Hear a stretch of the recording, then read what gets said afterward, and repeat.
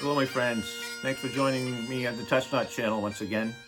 Very cold outside the studio today, about 15 degrees out there, and not windy at the moment, which is a good thing. Yeah, so thanks for being with me. It's MacGillivray month in February on the Touch Not channel, and I'd like to take a look at a man called Lance Corporal Alexander MacGillivray. He was in World War I. In the Canadian military. He was killed at a place called Hill 70 on the French-German border in, I believe, 1916. I'm going to get to that part. I've received this permission to use this from a man named Edward Walsh with something called the Canadian Expeditionary Force Research Group. And they look for records in order to keep alive the stories and the names of all these great people, men and women who served the military over the years. This is a World War I soldier. So let's begin. Lance Corporal Alexander MacGillivray was born 5 January 1888 in Carrickle, Argyllshire, Scotland. He was a laborer and single when he came to Canada and enlisted with the Canadian Expeditionary Force. Private Alexander MacGillivray enlisted 23 September 1914 at Valcartier, Quebec in Canada with the 72nd Regiment Seaforth Highlanders. Now, he was known to be a big man, standing 5 foot tall, 175 pounds, a solid individual.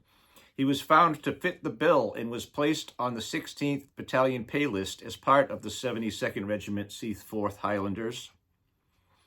Now, this 16th Battalion that he joined was composed of recruits from Victoria, Vancouver, Winnipeg, and Hamilton in Canada. They left Quebec on 30 September 1914 and later disembarked England for France on 14 October 1914. With a strength of 47 officers, 1,111 other ranks. One of his records indicates that Private Alexander MacGillivray was granted 7 days leave in November 1915.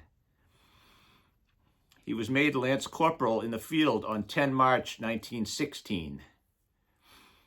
And during that same year, he was hospitalized a full month for influenza. But he did recover nicely from that.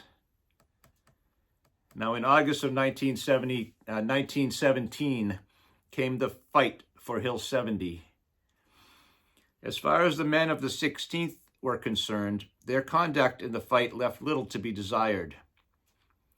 The calm and collected attitude of the battalion toward the ordeal of battle was well typified in the following incident in no man's land, just after the assault had begun. This is some notes they found. One of the non-commissioned officers rushing towards the enemy's line got his kilt caught in the barbed wire. He fell face downward onto the wire in muddy ground. On getting up, he found alongside of him one of his comrades in the same predicament. They stood for a moment, grimy and bloodstained, looking at each other, and they joked, "Well, Mac, I guess if you and I were hung for beauty now, we would both be declared innocent men."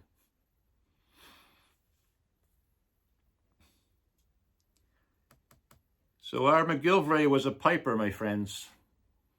He was a piper in the 16th Battalion. The pipers came up to the usual standard of coolness and gallantry. Before the attack started, Piper Alexander MacGillivray told his sergeant major in confidence that he felt anxious.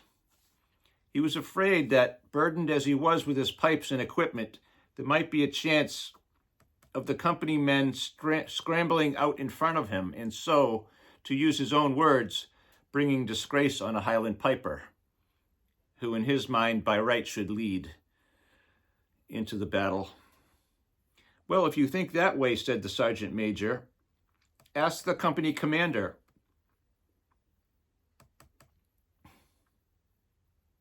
"To allow you to climb out before us." This the piper did, and when the barrage opened, he led off the advance, well ahead of the attacking wave, playing his pipes. Lance Corporal MacGillivray's gallantry in the assault was a source of inspiration to the troops on a wider battlefront than just that of his own 16th. At the Blue Line, when the brigade attacked, reforming under fire for their further advance, this piper played without ceasing. He marched up and down before the 16th companies and then strode off in the forefront of the 13th Battalion, the Royal Highlanders of Canada, where, as described in the following extract, he made a profound impression. Now, there's an actual memory from one of the members of the 13th. Just at this time, when all ranks feeling the strain of remaining inactive under the galling fire, and when the casualties had mounted to over 100, a skirl of the bagpipes was heard, and along the 13th front came a piper of the 16th Canadian Scottish. This inspiring individual, eyes blazing with excitement, and kilt proudly swinging to his measured tread, made his way along the line, piping as only a true Highlander can when men are dying or facing death all around him. Incredible story, my friends. Shell fire seemed to increase as the piper progressed, and more than once it appeared that he was down, but the God of brave men was with him in that hour, and he disappeared unharmed to the flank whence he had come. He made it back. MacGillivray was also one of the men who overshot the final objective. When well ahead of the rest of his comrades, he was set upon at close quarters by a lone German. To defend himself, he dropped his pipes, and later, when his enemy was disposed of, he could not find them. He was very much worried over this loss and refused to go back to the battalion headquarters, as all pipers had orders to do immediately when the assault was over. Ultimately persuaded to return on the promise by the company's sergeant major that he would personally look for the pipes and take charge of them. The sergeant major did find the pipes next morning, about 40 to 50 yards in front of the final objective.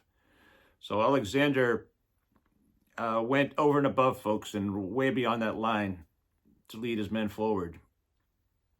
He brought them back with him, the sergeant major, but Alexander MacGillivray was not there to claim his beloved instrument. He had apparently been seen walking from the front line on his return journey and then disappeared entirely from view, probably blown to pieces by a shell.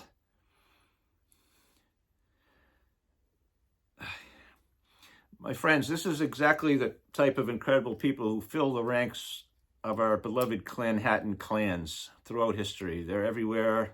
Their stories are there. They take a little doing to find them, a little digging, but they're worth it. We need to remember these folks and what they did for us, and in what their, what their contributions have done in order to bring us to where we are now, today. I'm sitting here today free.